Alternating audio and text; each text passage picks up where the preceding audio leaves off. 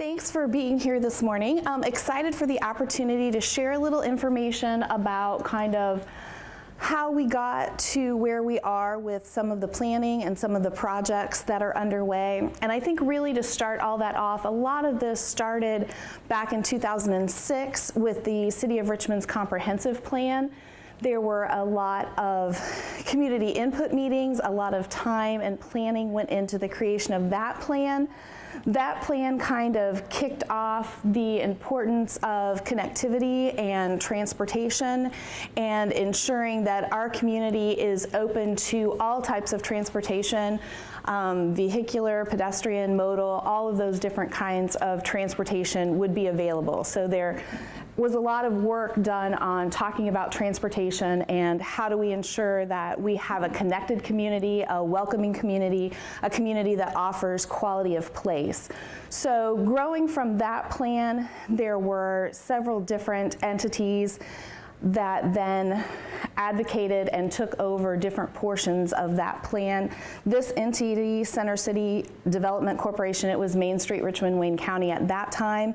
They took over a lot of the work as we were going through the stellar designation process in hosting a lot of community meetings, hosting charrettes for design and different kinds of pieces. The planning for the stellar designation actually started in 2011. The state of Indiana announced that there was a new partnership being formed by the Office of Community and Rural Development, the Indiana Housing and Community Development Authority, and the Indiana Department of Transportation were all coming together to see if they could leverage their dollars and help communities go further faster. So they knew there was a lot of great planning going on through the state of Indiana, but the process of applying for those funds, working together, having a strategic investment plan were all not necessarily cohesive. There were communities that were chasing the dollars versus communities working their plans. And the state of Indiana really wanted to change that. They did not want to see communities, they didn't want to put up a funding opportunity and then communities are like, oh, we could totally make something up that could work with that so that we could get that money. So the state really kind of switched their mindset and said, no, there has to already be a plan in place, and what we do has to work with an existing plan. So with the stellar designation, we were fortunate as we were going through the planning process that the comprehensive plan had kind of laid a foundation for that process and some of the projects that we were looking to create.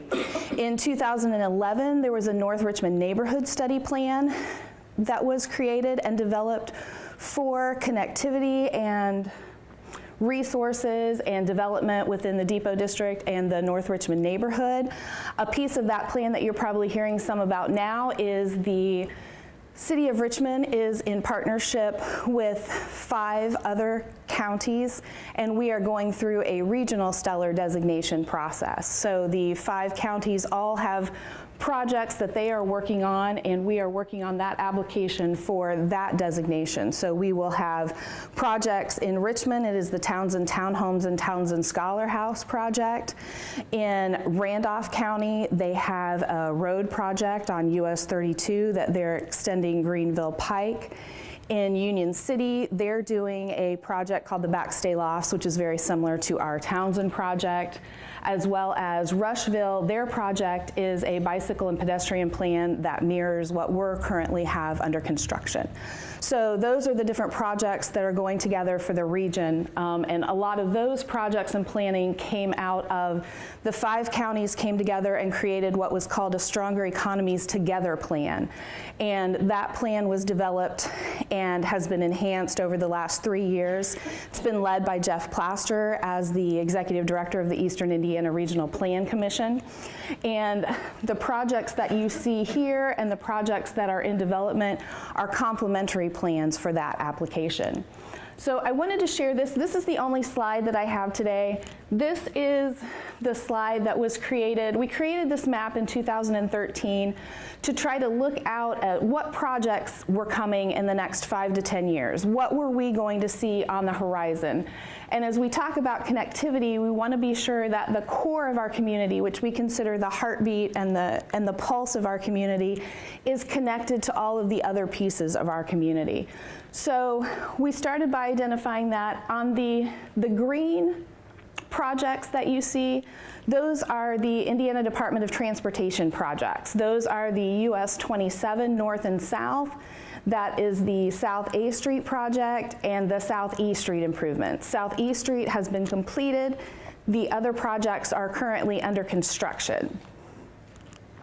The blue that you see, those are the Stellar Community projects. Those were the projects that we put forward in our strategic improvement plan that were part of our Stellar designation application. So you'll see the 7th Street Park, which is now Jack Elstro Plaza, the 7th Street corridor improvements, 10th Street corridor improvements, Music City Place, which if you haven't had a chance to be there yet is a phenomenal. They have done a great job with that development. They are 53% leased at this time and continuing to do lots of tours and have additional residents join their community. But they did a fantastic job with rehabilitating that with historic tax credits. The downtown enhancement area, those will be the facade projects. The first pre-construction meeting actually for those projects is being held this afternoon. So that will kick off that schedule and process. We'll be reviewing that draft schedule today and kind of finalizing that. The other projects that you would see, the Vale neighborhood renovation and stabilization, that was the owner-occupied rehabilitation program. There were several street improvements that were done within that area as well as part of the Safe Routes to School program. And there were a variety of improvements made to the 10th Street Park, as well as we had $550,000 that we were able to use for owner-occupied rehabilitation projects. So they were able to do safety improvements, things to help them age in place and stay in their homes as they moved forward.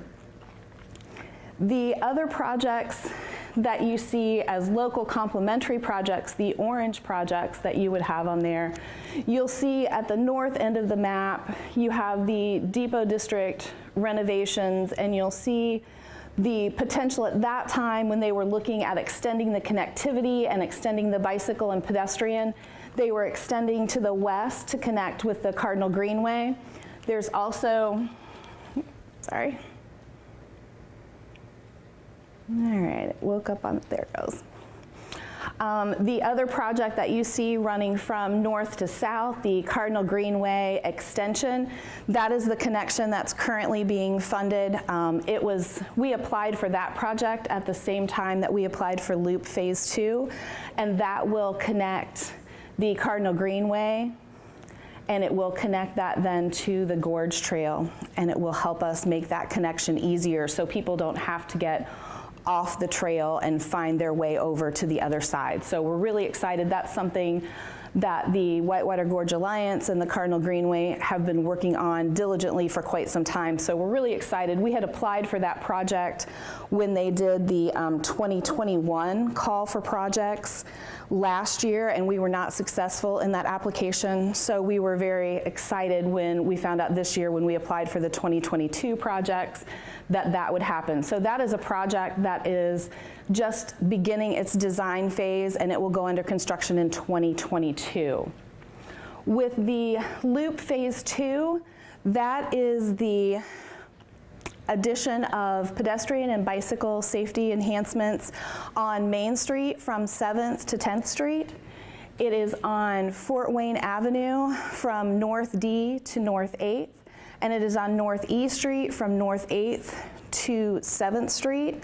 It also includes in that a look at the intersections that you have that connect North D, Fort Wayne Avenue, North 6th Street, North 7th Street, as well as some re-engineering and looking at how to make a safer intersection there. We lovingly refer to it as the spaghetti intersection, where you have the railroad and the 6 roads that all come in together. So those are kind of important phases and sections of the Loop Phase 2. It's going to be set up very similar to Loop Phase 1 is a single project, but it has multiple sections.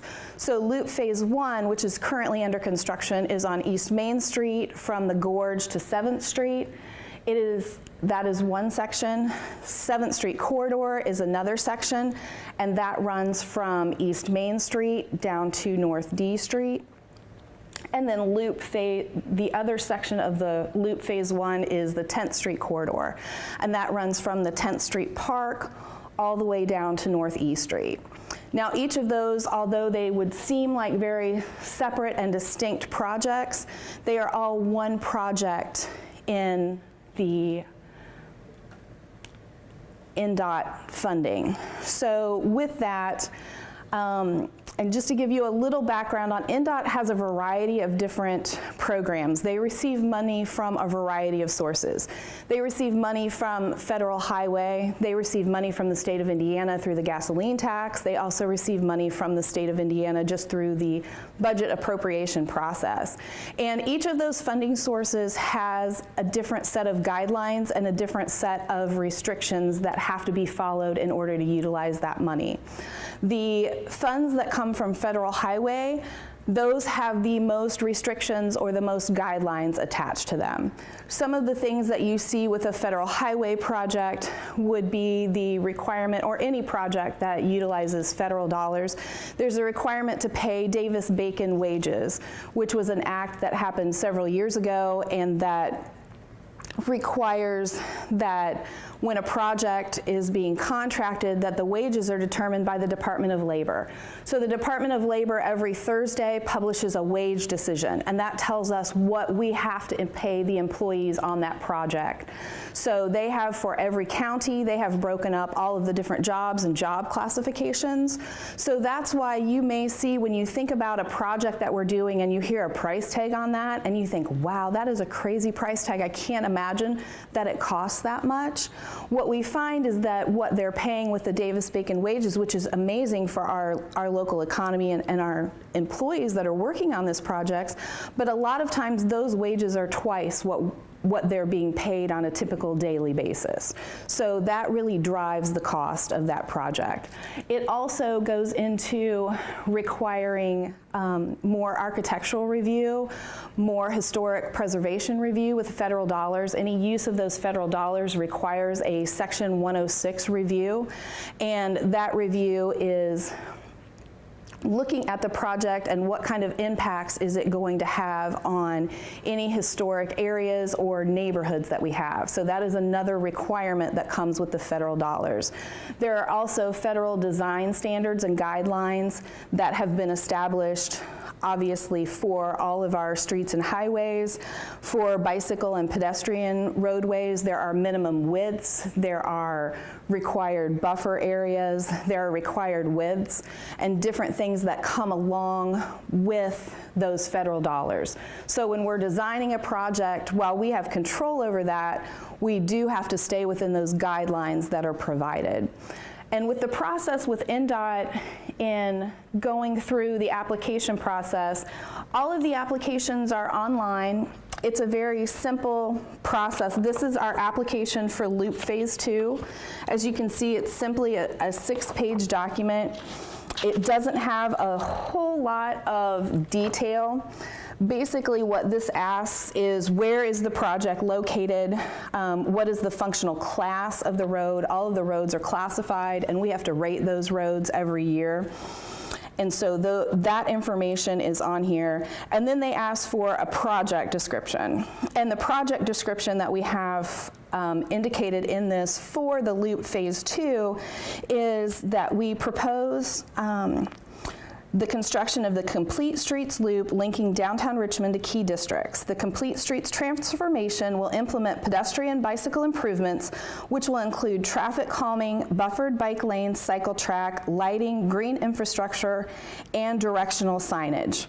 So that is what we have indicated will be the scope of work. And the way that this works with NDOT is we submit application. This application was submitted on November 22nd of 2017.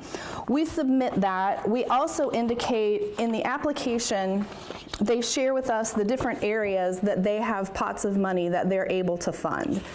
So we fit into two of the categories that they had. One of those pots of monies that was available was facilities for pedestrians, bicyclists, and other motorized forms of transportation, including sidewalks, bicycle lanes, trails, shared use paths, pedestrian and bicycle signals, traffic calming treatments, lighting, and improvements to meet ADA requirements, as well as construction, planning, and design of infrastructure-related projects and systems to provide safe routes for non-drivers, including children, older adults, and individuals with disabilities.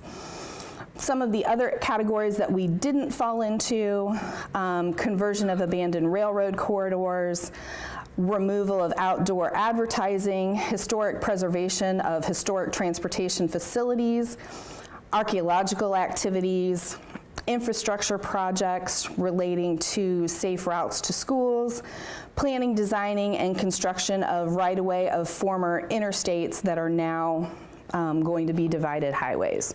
So those are the different pots of money that we were able to try to access, and we were able to qualify under two of what they had listed. But as you'll see, I mean, when we submit this, we have to also submit a requirement of the application. If I find the correct page here, is the financial commitment, and it indicates that the LPA, which is the city, it's the local public authority, must submit with the application, or the application will send back the following, and it's the financial plan for the match, the commitment of the funds, commitment to the project, and a signed letter by the fiduciary body of the LPA, which would be our city council. So that was the ordinance that was passed in 2017, was the document that had to be provided with this to show that we did have the commitment to the project to move that forward. So we applied in November, and then in April of this year, we were notified that we were awarded the funds for this project and the other project. So once we're awarded the funds, then that kicks off the coordination with all of the state agencies to get the agreement in place. So as soon as that agreement is in place and all of the state agencies sign that, they forward that to the city, and we sign that contract through our Board of Public Works and Safety. After we sign that contract, then the state of Indiana issues us a notice to proceed and a purchase order. That is our permission to begin designing the project and moving it through the process to construction. So that is the point we are at now. We have already received and executed the document for the Cardinal Greenway extension piece. So we anticipate that the contract for this will be coming any day now, so that we'll be able to move that forward. After we receive that, we will get that purchase order, and then we will be able to give Clark Dietz, who is the design firm that has been selected to design this project, the notice to proceed, so that they can go ahead and start doing all of the measurements, start planning the community input meetings, start looking at what's the community looking for out of the design in this project. So the design phase is an approximately 18 to 24 month project. After the community input meetings, the design firm will look at putting drawings together. At each point during the phase of the design, there are drawings that are submitted to the Indiana Department of Transportation for review. So when the design is 30% complete, all of that information is forwarded to INDOT. They have a review committee that looks at that, they look at the plans, they make notes, they make comments, and then they forward that back to the design team, and that is under review then at the city level, and they continue moving forward to the next process. Clarify, was that what you just explained for just the Cardinal Greenway extension, or for that is for all INDOT projects that are funded that are using the same? Yes, the timing will. Just for the extension. That's the same time. That's the timing for all of their projects. So the Loop Phase 2 will follow that same project that the Cardinal Greenway is following. Okay, so the April approval. Yes, they were both, we applied at the same time and they were both approved. Clark Dietz is not the design firm for the Cardinal Greenway piece. They are not the design firm for the Cardinal Greenway piece. They are the design firm for the Loop Phase 2. because there's different design expertise needed based on the type of project. NDOT has a very specific procurement process that we're required to follow when we engage with a designer and a firm to design the plans. They have an approved list of individuals that can be selected. We have to put together a request for proposals, and we send that out to all of the firms. It gets posted on the NDOT website where all of the firms that are eligible to work on a project can access that at any time. So they're able to see what projects are going on throughout the state that they might be interested in or have the design expertise to facilitate or move forward.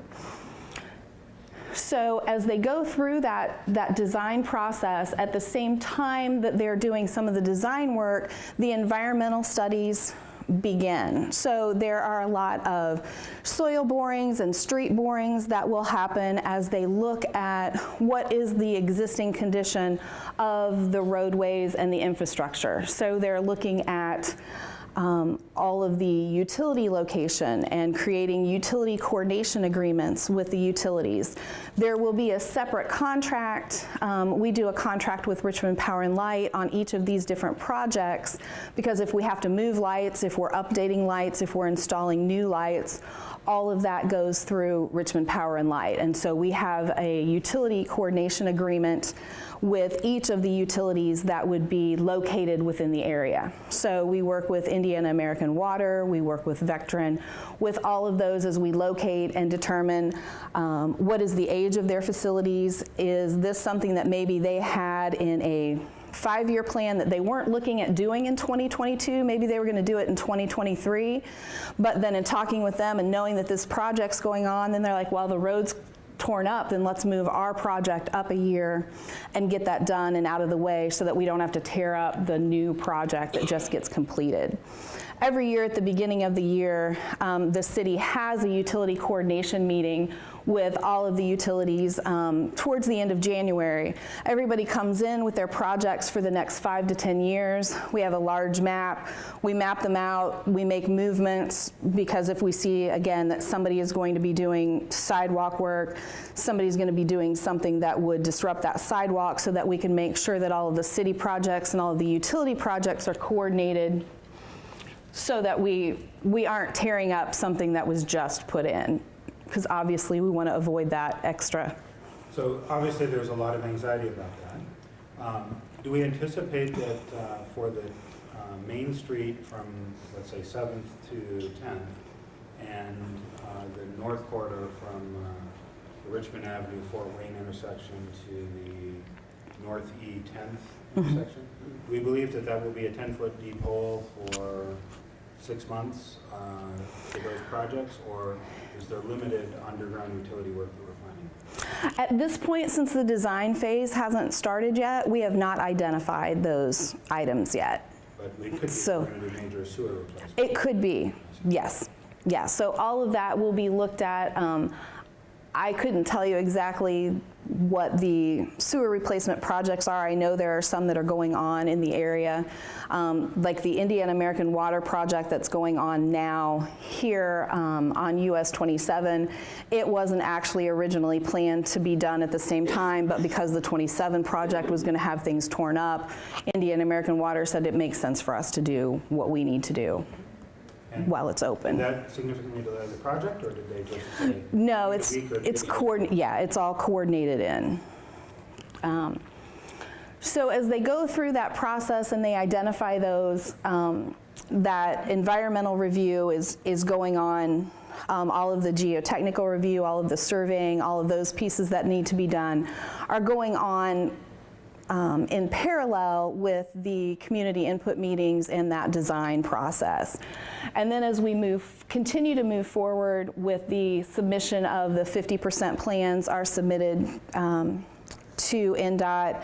And then as we get towards the final design, then the environmental document that we have is reviewed by all of the parties. It's reviewed by the state, it's reviewed by the State Historic Preservation. There is a consulting parties meeting that happens at that point, and this is kind of at that 18 to 24 month mark where the designs are finalized, where we know kind of what everything is going to look like. We know all of the utility work that needs to be done.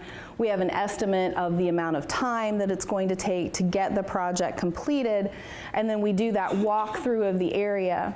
And that triggers a required 30-day comment period. So at that point, there's a 30-day comment period that happens for individuals to express their support or opposition to the project. All of those comments have to be directed to the address that is in the public comment. They do not allow those public comments to funnel through the entity that is accepting the grant, because they want all of that information to come directly to them. So if there are concerns with it or issues, that has to be sent to the address that they provide for that information. Once all of that is done, then the environmental document is finalized and approved. And that kind of stops the point where you can make continued changes to the design, because at that point your scope of work is defined and locked in for the project. Because all of the environmental work that you've done, all of the review that's been done, everything falls within that delineated area. So for example, if on East Main Street, for example, if we're doing a project and we indicate that it's going to be from curb to curb, that we're not going to touch the sidewalks, we're not going to move anything outside of the curb area, then that environmental document will reflect that. And then if we wanted to do anything that went outside of that curb area, then that goes outside of the scope and outside of the approved environmental document that we have, which then, depending on what you might or might not want to do, would require that process to begin again for the environmental. Typically, the environmental process and some of that review can take as long as 12 months. With that process, when we submit something to the Department of Historic Preservation and Archaeology, we submit it to them, and then they have 30 days to give us a comment back. So then once they give us a comment back, then the whole clock starts over again. So if they make a comment and want to see something changed, or maybe they want to see additional directional signage, for example, in order to maintain the integrity of the neighborhood. So they make that comment and they send that back to us through the city. Then we have to put that together, and then we send that back to them, and then that starts another 30-day clock. So then they have another 30 days to look at that. So there's no definitive way to define the length of time that review process will take, because every time they ask us a question, then they have an additional 30 days to respond after we respond with our answer. So that's part of the reason that sometimes these environmental reviews, sometimes they can be done as quickly as 30 to 60 days. Sometimes with the facade project, for example, that we're doing now, that review process took almost 18 months. So it just depends on the project and what you're proposing.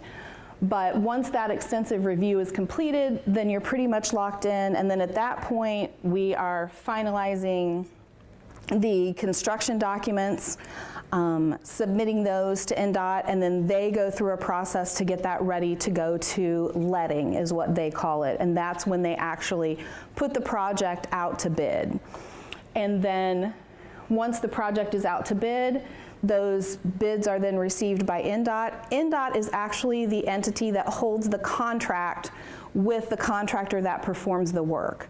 That is not a contract that the city holds with the individual contractor. So for example, NDOT now on US 27, they've contracted with Grade X. So that's a state of Indiana project, but not a good example, I guess, but as a state, they're not actually the entity that holds the contract. It's actually NDOT. So they actually do the bidding, they actually execute the contract, and the contract is actually between the contractor and the Indiana Department of Transportation. So it would not be a contract, for example, with the projects that we have currently going on with Milestone as the contractor for Loop Phase 1. That contract is not between the City of Richmond and Milestone. That contract is between the Indiana Department of Transportation and Milestone. We have a contract with the Indiana Department of Transportation that indicates that the funding is available, that we're paying for it, and we're moving forward. So that's a little bit of a difference. With our projects that are funded through the Office of Community and Rural Affairs, for example, those contracts, when we did Elstro Plaza, Mullenkamp was the contractor for that project. That contract was between the City of Richmond and Mullenkamp. So we had that direct oversight and contract of that individual. So it's just a little bit different. The NDOT Community Crossings program, for example, that's a different program that comes from a different pot of money. And with that program, the city does do the direct contract at that point for that process. That contract with the Community Crossings money, the whole goal behind that is to see those projects happen very quickly. So they have to be projects that have already been identified on your list of projects. And once we're awarded the funds, then the state of Indiana and NDOT cuts us a check. So last year, we received, I think it was a little over $980,000 for those local community projects. So we were awarded the grant, and then within 30 days, we had a check from the state for $980,000 to complete those projects because they want them to be completed in less than a year. So that's kind of their next level, kind of trying to move things through quickly. These larger design projects, we apply, like the projects that we just applied for, these are for 2022. So then if there is a call for projects yet in 2018, which at this point they don't do a call for projects every year. Sometimes it's an every other year, sometimes it's every year.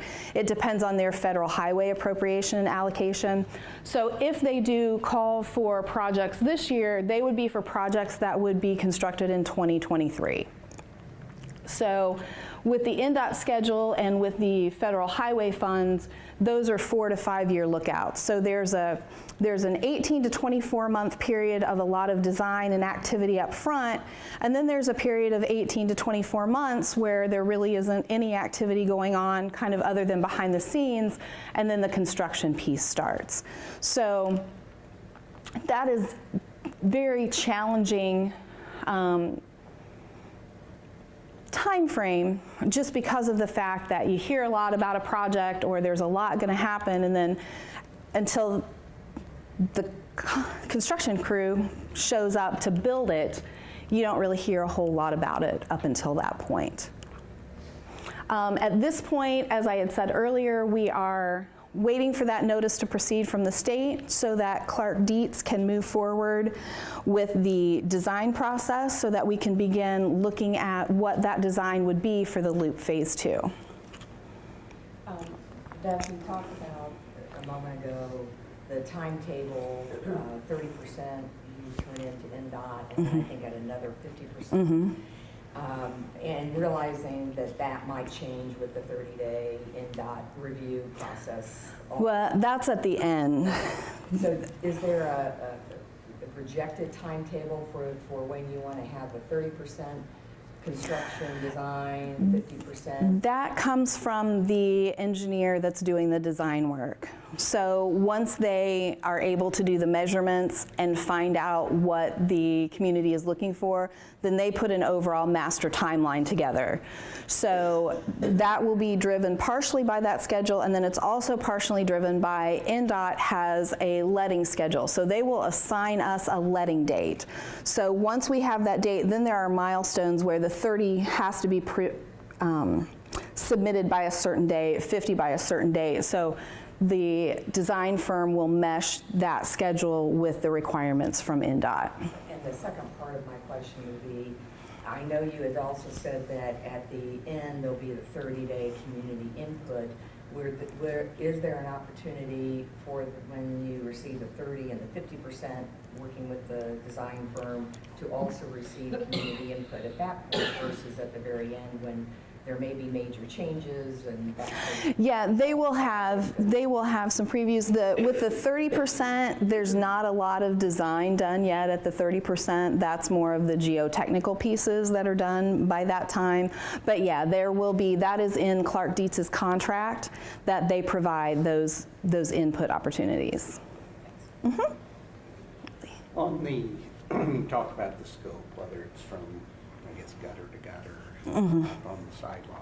When is that determined, what the scope is going to be? Is that when you're? That's during the design phase. So then as we're going through, after the community input meetings and they start to do the initial design, then when they know what that's going to look like, that's when we then would submit that for review. But do we know yet then? We don't know yet. Lighting or sidewalk? We know there will be lighting enhancements. At this point, until the designs, Right, we don't know what. we don't know. We don't know what it looks like. We don't know if it'll be curb to curb. We don't know if it will include sidewalk. At this point, we don't know. So until we start that design process and start bringing everybody together to kind of look at that, we don't have that answer at this point. I have a question. We talked about all of this and so forth, and there's been a big kerfuffle about parking. And I guess one of my interests is that as all of this is going on, have we identified pieces of property in areas where we think there's going to be the need for public parking additional to what we currently have? And have we identified those properties so that we could be prepared to provide that kind of service? Because I think part of all of this also is collaboration on how we satisfy different kinds of issues that have come up as part of this particular redesign effort. Sure. We have been working for a couple of years now on the former Mechanics Laundry building. We have a meeting scheduled. Just had conversations with them again yesterday in looking at how we can partner and move forward with that. That would be a 50-space lot. That would be public parking that would go there. We've also been in, that is to the east of the depot. Okay. That has the mural on the building, the train mural. Okay. Train car. Across from the end zone. So Okay. that's great. Really important to people to know that you have plans to do that, because I think part of the kerfuffle is that there isn't an opportunity to understand that there is planning going Right. on to make those kinds of Yeah, adjustments. and part of that has been at the request of the property owner that we not share that. I mean, I had to get his permission to be able to share that because it wasn't something, and we're working with a couple of other property owners, but they, You just ought to say you're working with Well, people to do this, so. right, and I think we've tried to say that we are working on some alternative plans. That is part of the comprehensive plan that the community meetings will be kicking off shortly for that. That will be part of the comprehensive plan as to how do we grow the footprint of the Depot District, how do we potentially grow the footprint of downtown, how do we enhance density, how do we enhance livability, where does it make sense to put that, how does all of that go together. So that all will be discussed and looked at through the comprehensive planning process as well. And as we know, with this not going under construction until 2022, we do have some time to get some of those pieces in place. A couple things, in the same line. Will you for sure have a parking study as a part now, where we've heard that 10th Street did not have it? And They did a parking study, but they didn't do a parking optimization study. There are different types of parking studies. So they will be looking at the parking. They may do an optimization study, they may not. And also the different uses, with the semi-traffic, the different things Right. that were not taken into account. Well, they Roughly. took that, with the design standards that are in place, the current projects that are underway on 7th Street and 10th Street are considered residential. So those are not considered to be for semi-trucks and truck traffic, although we know they do travel them. With the different sections of this project, East Main is obviously a commercial district, and then the Fort Wayne Avenue is considered, it's classified as an arterial. So those different road classifications inform the design team as to what traffic needs to be allowed on that road. So in most communities that you have a residential area, a lot of them have signage that says no truck traffic in that area. So they did look at that. They did do modeling for semi-trucks in and out of some of those areas as well. They did not initially on 7th Street because of an oversight with the truck traffic going into Best One. So we did make modifications to the plan to accommodate that semi-truck traffic. They did do semi-truck traffic modeling on 10th Street. At what point will the Section 106 application for Route 2 be, and is that part of what Clark Deeds does? Yes, that's part of what they do, or a firm that they contract with will do that, but that is under their purview. That'll be closer to the 18-month point because that's at the end of the design process. And then one other thing, is it possible, and I think we talked about this, about I know it's set to be Fort Wayne and East Street. If in hindsight, it would make more sense to take another alternate path for the bike path that still would accomplish the goal of getting people into the Depot District. In other words, like C Street that comes, to C to 8th over to, there's an alley that goes, would be nice to have that. I mean, are there options for other routes? There could be options for other routes. We have to remember the fact that we are trying to, that this will continue on Northeast Street to Glen Miller Park.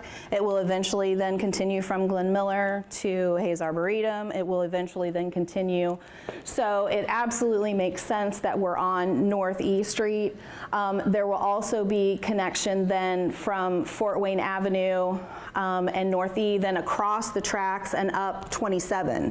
So this is just one piece as we're connecting the whole portion. So we need to make sure that as we're designing this, we know that we're going to want to go over the tracks and around to get to US 27 to continue up the US 27 corridor to the former hospital, to the university campus. So that's the next piece of that. So we need to be sure that as we're building this, that we keep that in mind. That, maybe we do have some additional routes in addition to what is current, and I'm not saying that we wouldn't not do those now, but I'm saying that this is kind of a building block. We're kind of starting at the hub and kind of working our way out. I mean, eventually to the west, we want to connect to Earlham College, to Clear Creek, to McBride, on out to the west side neighborhood. So we're trying to ensure that, eventually from the gorge and that area, we're going to be connecting out. And whether that connection out comes off of West Main Street or whether it comes off of the gorge and up by the high school, that's obviously still to be determined, but those are the bigger picture pieces that we're trying to build that whole connectivity to. Okay, so there would be possibility that it would To do additional. Fort Wayne at all, that it could go around behind, getting to the Depot District, but not down Fort Wayne. I wouldn't say that that's, obviously we haven't designed it, but it doesn't make sense when we want to connect from Fort Wayne Avenue on up north, when we have the funding to do Fort Wayne Avenue, not to do it at this point. At least in my mind, it wouldn't make sense, since that is the next piece to connect us going north, that you would cut that piece off and then come back and rebuild it later when you currently have funding. The public meetings, this can all be discussed, is that right? The public meetings really at this point are, with the application, is for Fort Wayne Avenue and North E and the Main Street from 7th to 10th. We can look at adding additional routes, but at this time, I can't say for certain, but I wouldn't see us taking that out completely because of the future uses that we're looking at long term. Even though it gets you to the same point, you would get to the same place if you wouldn't take away going. Well, part of what we're trying to do is get families and get people by the doors of these businesses. Because we know in the studies that show, they've done some different studies that show individuals that are biking or that are walking versus those in a car, they spend more money. So if they're on a bike, they spend 3.3% more money with each trip. If they're walking, they actually spend, I think it was 6.4% more when they're accessing locations that by foot. The wrong one. If you're a block away, by changing the route, you're still bringing them into the district. They're just 6.34. biking on the block. Right, but I mean, they're still in the district. right, but I think a lot of it goes back to that whole marketing top of mind awareness. I mean, when you're in front of it every day and you see something inviting, or they have a sign, or they're doing a special, or they're doing something to draw you into their building, I mean, it's really about getting them in front of those locations. So Fort Wayne Avenue, you have a whole slew of locations on Fort Wayne Avenue that you would like to have foot traffic generated in.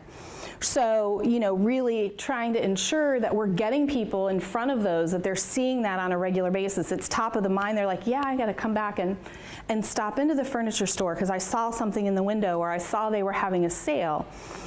And I'm not trying to be difficult or argue with you, but I guess listening to the people that have those businesses and their perspective is an important part of this. And I know there can be a study that says that it brings the percentage, but why we're not listening to our own people is frustrating. I think I would have, oh, go ahead, Ray. I'm wondering if the question has more to do with parking than foot traffic. In other words, I would imagine that if the city came to us and said, hey, we want to build a pedestrian and cycle access to the depot district, but we're not going to take it in front of your buildings, we're going to take it 2 blocks away on the residential, they would say, what the hell are you doing? We want that foot traffic in front of our buildings, as long as it doesn't hurt parking. Yeah, on-street parking is critical, and so why, you know, and I So think what I you're think that we saying have is the you can opportunity have, here. but I think you can have both, just like we had talked about, if it's not a, you know, if it doesn't look like 7th Street. It will not look like 7th Street. I mean, I know that it won't look like 7th Street because 7th Street is a residential street. It has a different road classification. So what is needed on that type of classification is very different than what you would need on an arterial street. So therefore, we know that that design is going to be different. At this point, you know, I know there are different ways. I've looked at designs in lots of different locations. There's enough width there between building to building. So if you included the sidewalk on both sides along with the street curb, you know, you have enough real estate there between the buildings that there, I'm sure, are multiple designs that don't take any parking.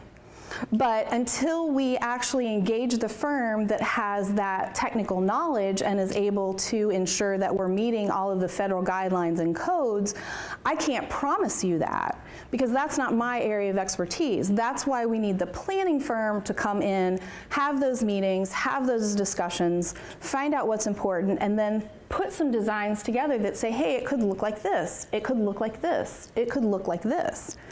So it's incumbent upon the folks that are especially interested in that area to participate in that process Yes. and give their best feedback. What I think I'm hearing from my friends in the Depot District is that parking is priority, that on-street parking, that maybe some off-street parking too, because I've heard folks complain that there are private funding being used for the parking at the southwest corner of the Depot District, that we have a lack of parking in the middle of the Depot District. I'm thinking specifically of the area where the Pauley used to be located, and that the city's already addressing publicly the need for parking at the northeast corner of the district. So that's off-street parking, and that it's possible through community input and established design requirements for us to focus on preserving the historical feel for the district by maintaining the amount of on-street parking where possible, and improving the amount of off-street parking. I think all three of those Yeah. are possible Absolutely. as part of this project. Yeah, and I think I would add to that as well is obviously we are taking the input, and obviously this is very important, but this is also a project that's for the community, and it's for it's going to enhance tourism, it's going to enhance livability, it's going to enhance quality of life. So while yes, it's very important to have everyone's input, and absolutely we're listening to those owners, and hopefully they'll participate through the planning process, but we also have to remember that this is a project. You know, we're a community of 36,000. And this is a project to benefit the entire community as well. So I think we have to keep that in mind. I'm wondering about if there could be a designation or just sort of maybe a social agreement of, you know, there are those of us who perfectly don't mind walking 4, 5, 6 blocks to get somewhere. And right now when I go to the district and I'm going to go to Little Shiva's or go to Roscoe's, I park right there in the on-street parking, because it's not easy to access that area as a pedestrian. If there was blocking, you know, parking 5 or 6 blocks away, I would just happily park there and walk, especially if it's a nice, you know, complete street sort of arrangement to get there. So I think if people are sort of cognizant of that, and if maybe we put up some signage on that parking that says, you know, be aware of people who have limited mobility. If you're happy to walk 2 blocks, there's better parking this way. Yeah, and sort of get people to encourage, let's leave the on-street parking for the people who need it. And I think in reference to that, you know, directional signage and signage is a piece of the project as a whole. So as we look at that, you know, there'll be signage that, you know, 2 minutes this way. You know, it's a 5-minute walk here, it's a 2-minute walk here. And also having that visual connectivity, if I park here and I see this path, kind of as Eric said, and I know that if I just follow that, I'm gonna get where I wanna go, then that can also be helpful as well. The one thing that hasn't been really discussed is how busy Fort Wayne is. Fort Wayne is an artery that Yes. is always booming traffic. Yes. So that's part of the reason that this project is so important, is because we need to ensure that we calm that traffic and that we do make it safe for pedestrians and bicycles and vehicles all alike. So, Kate? I just wanted to speak to the fact that the depot on-street parking and the depot access and the depot pedestrian issues have been really highlighted. And I, as a Main Street resident who deals with parking issues on a daily basis, I park 4 blocks away and walk happily, often bike, and I'm supporting businesses and our tenants who deal with parking issues regularly. The Main Street corridor also has a parking issue, and on-street parking is a problem. So I just want to speak on behalf of the downtown corridor as well, that it's also an issue. That it's a city business district issue, and that there's a solution in mind that just needs collaboration, and that stopping projects that allow for advancement is not the solution. But I would also like to say, to Eric's point, that it's about perspective, right? Like, it's a 5-minute walk. And walking allows me to collaborate and talk to the business owners. And so if you don't take the most available slot and you walk, it builds that community. So I think it's really about perspective and not shutting down and saying, if I can't park outside, that's a problem. So reframing that, and maybe we employ an app like Indianapolis where you can find parking quickly. And there's solutions, like there are solutions.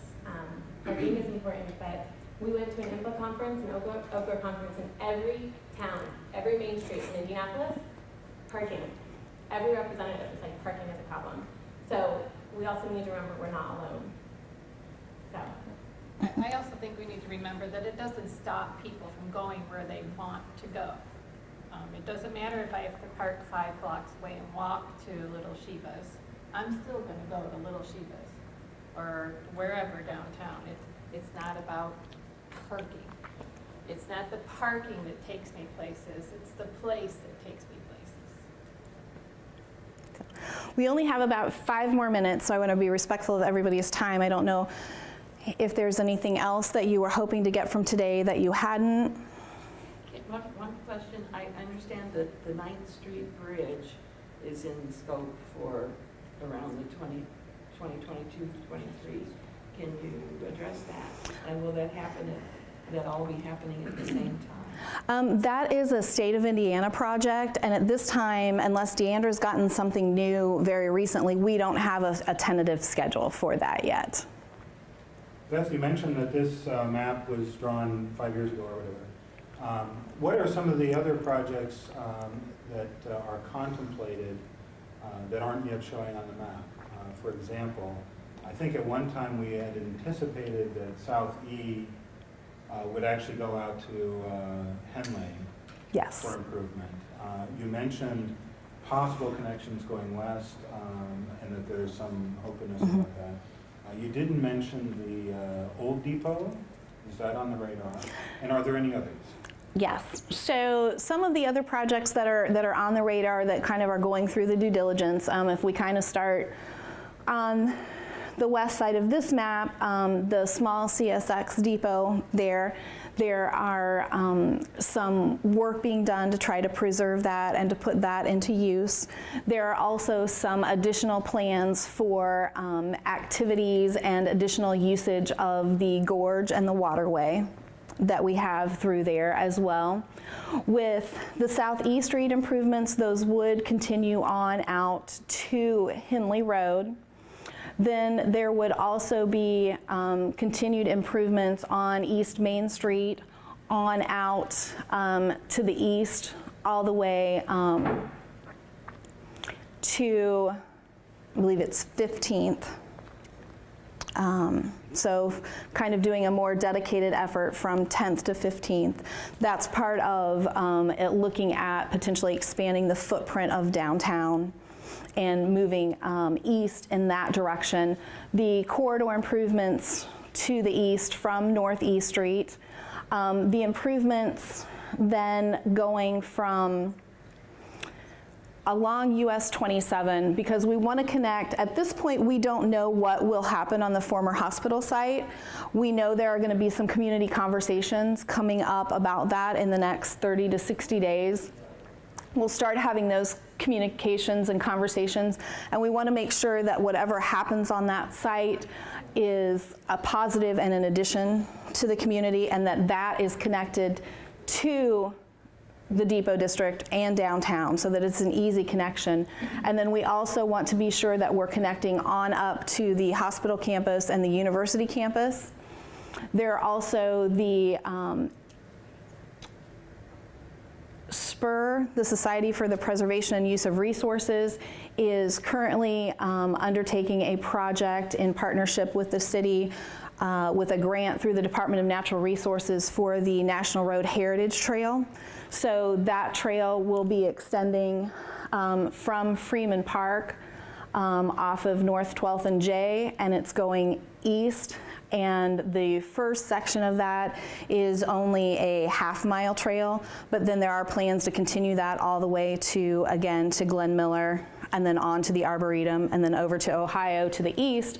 And then there are plans to connect that from the west over to the Cardinal Greenway Trail. There are also some potential housing developments that are being considered. I don't know if the group is familiar with Fall Creek Place in Indianapolis, where they had a neighborhood and they did a lot of appropriate infill housing, owner-occupied rehabilitation, and new builds all in that neighborhood to try to increase property values as well as density in the neighborhood. So there are some different locations where some of those type developments could be occurring. Sorry. Would it make sense, and I know all those projects are, going to be based on if funding's available and all of those kinds of things, and priority, et cetera. Would it make sense so that people can see that big picture and really know that this is a part of a bigger plan to do some sort of an overlay or something to bring those projects to life with the understanding that, to be determined, or if they're in a priority that the city really feels is this is kind of the levels, the priorities? That's going to come out of the comprehensive plan project. We have a lot of those plans that we've kind of been doing the initial due diligence, and we're looking towards that comprehensive plan to have the public input kind of inform those priorities and kind of work towards building that out. So that will be forthcoming.